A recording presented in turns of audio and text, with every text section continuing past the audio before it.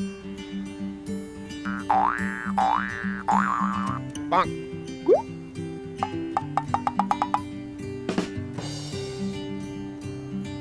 semua, di sini saya ditugaskan untuk memaparkan pemahaman saya tentang materi kepuasan pelanggan di mata kuliah manajemen mutu. Sebelumnya izinkan saya memperkenalkan diri. Perkenalkan, nama saya Danovan Johandi, NPM 1752 di Universitas HKBP Domen Medan. Tanpa berlama-lama lagi, kita akan masuk ke materinya.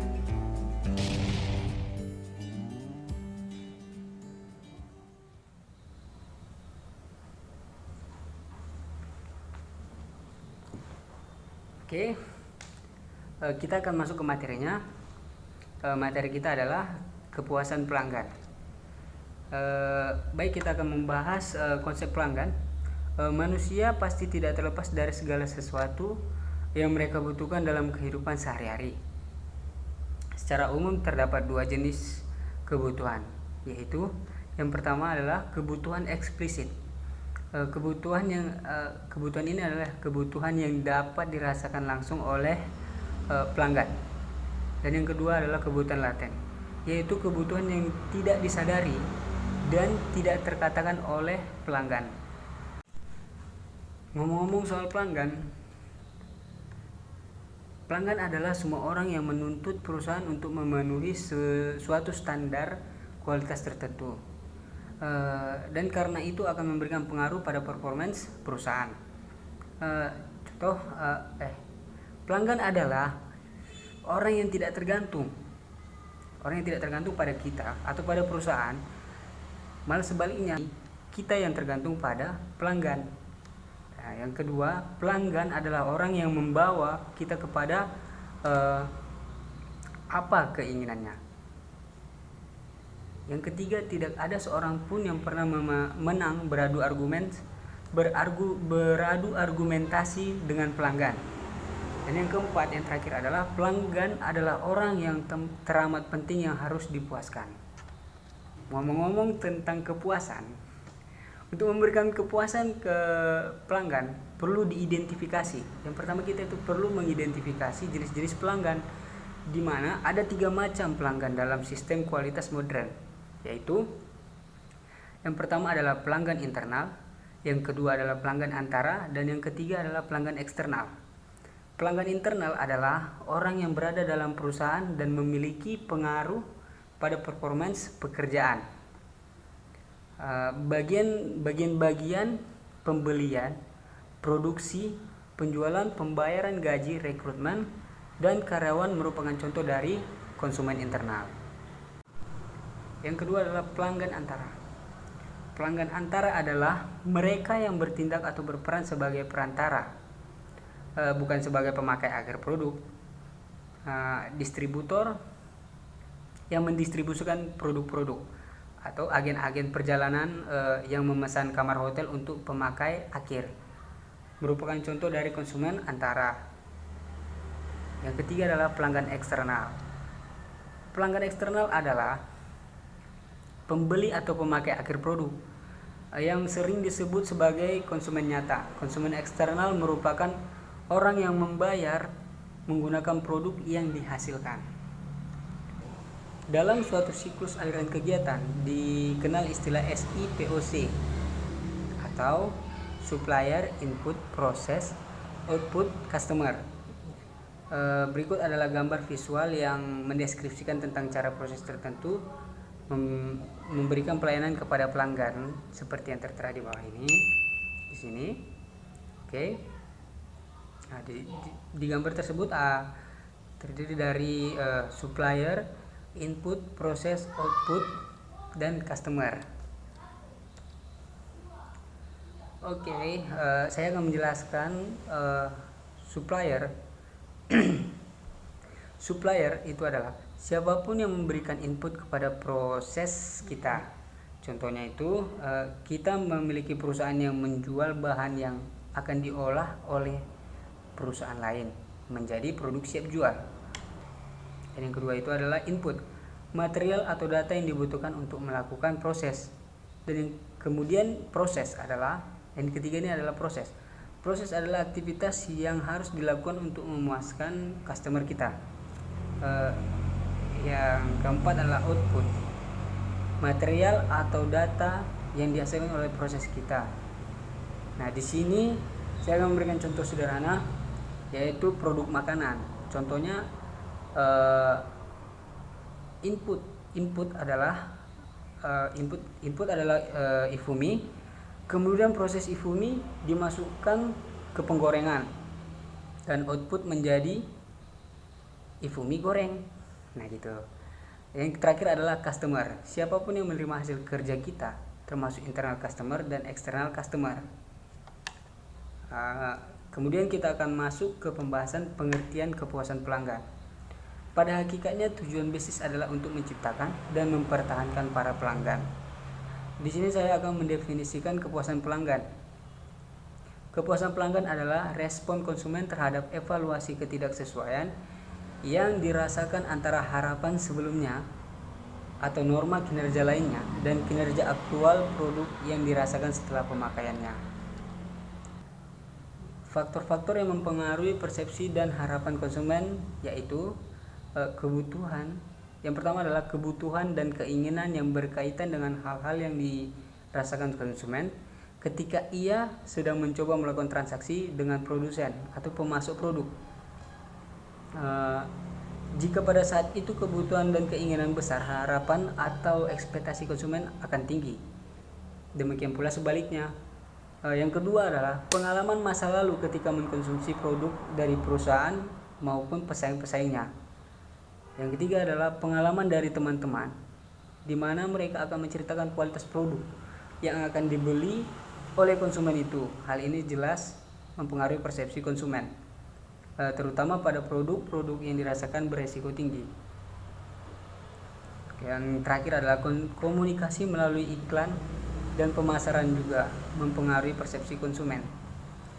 Semakin baik kita memasarkan produk kita atau mengiklankan produk kita, contoh di sosmed, Instagram atau YouTube, maka semakin baik pula lah produk kita di mata konsumen atau di mata pelanggan kita gitu. Kemudian kita akan membahas kunci fokus kepuasan pelanggan. Kunci membentuk fokus kepuasan pada pelanggan adalah menempatkan karyawan untuk berhubungan langsung dengan pelanggan dan memperdayakan karyawan untuk mengambil tindakan yang diperlukan untuk memuaskan para pelanggan.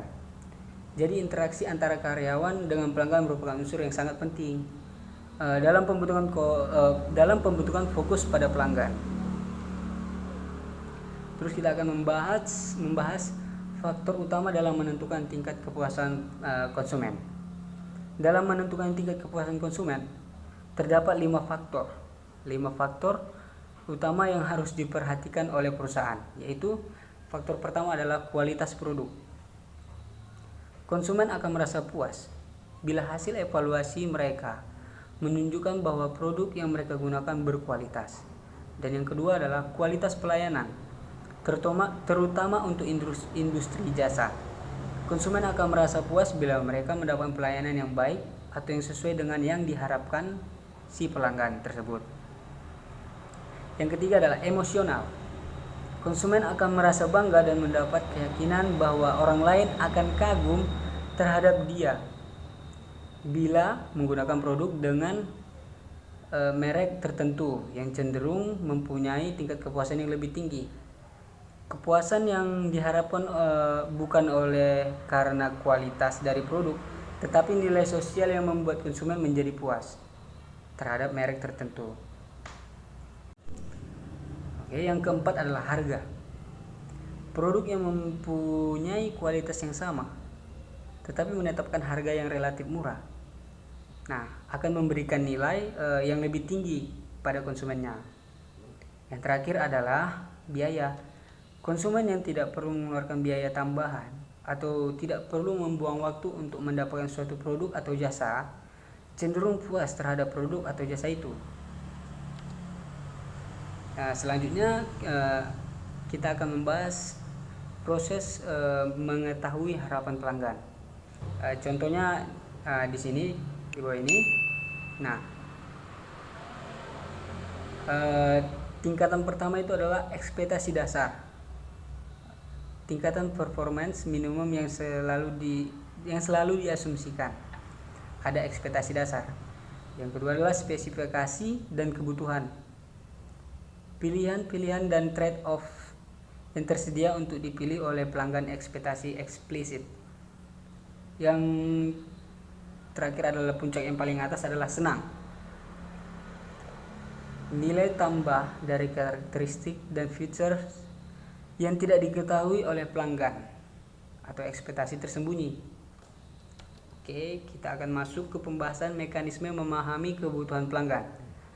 Proses pembelajaran kebutuhan, keinginan, ekspektasi, dan tingkat kepuasan pelanggan disebut sebagai mendengarkan suara pelanggan atau listening to the voice of customer. Pemahaman terhadap suara pelanggan merupakan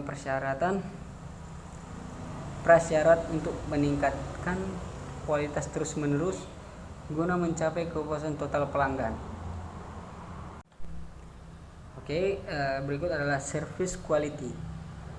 Kualitas dapat dibedakan menjadi dua, yaitu kualitas produk atau produk quality dan kualitas pelayanan atau service quality. Beberapa perbedaan dapat dilihat di dalam tabel ini di bawah ini. Oke. Produk quality, atribut, objektif, tangible. Contoh, panjang, berat, volume, waktu delivery, material, penghitungan, warna.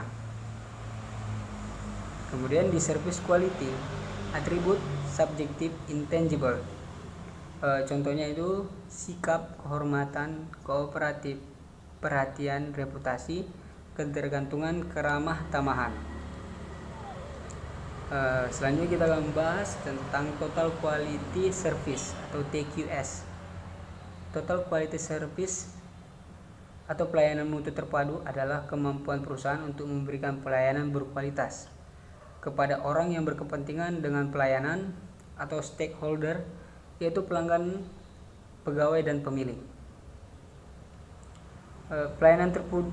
Pelayanan mutu terpadu memiliki 5 elemen penting yang saling terkait, yaitu yang pertama adalah market and customer research, adalah penelitian yang mengetahui struktur pasar, segmen pasar, demografis, analisis pasar potensial, analisis kekuatan pasar, mengetahui harapan dan keinginan pelanggan atas pelayanan yang diberikan. Yang kedua adalah strategi formulasi, adalah petunjuk arah dalam memberikan pelayanan berkualitas kepada pelanggan sehingga perusahaan dapat mempertahankan pelanggan, bahkan dapat meraih pelanggan baru. Dan yang ketiga, education, training, and communication, adalah tindakan untuk meningkatkan kualitas sumber daya manusia agar mampu memberikan pelayanan berkualitas, mampu memahami keinginan dan harapan pelanggan. Yang keempat, proses improvement, adalah desain ulang berkelanjutan untuk menyempurnakan proses pelayanan. Dan yang terakhir itu adalah assessment, measurement, and feedback, adalah penilaian dan pengukuran kinerja yang telah dicapai oleh karyawan atas pelayanan yang telah diberikan kepada pelanggan. Penilaian ini menjadi dasar informasi balik kepada karyawan tentang proses pelayanan, apa yang perlu diperbaiki, kapan harus diperbaiki, dan di mana harus diperbaiki. Oke, mungkin sekian yang bisa saya sampaikan. Apabila ada kesalahan kata, mohon dimaafkan.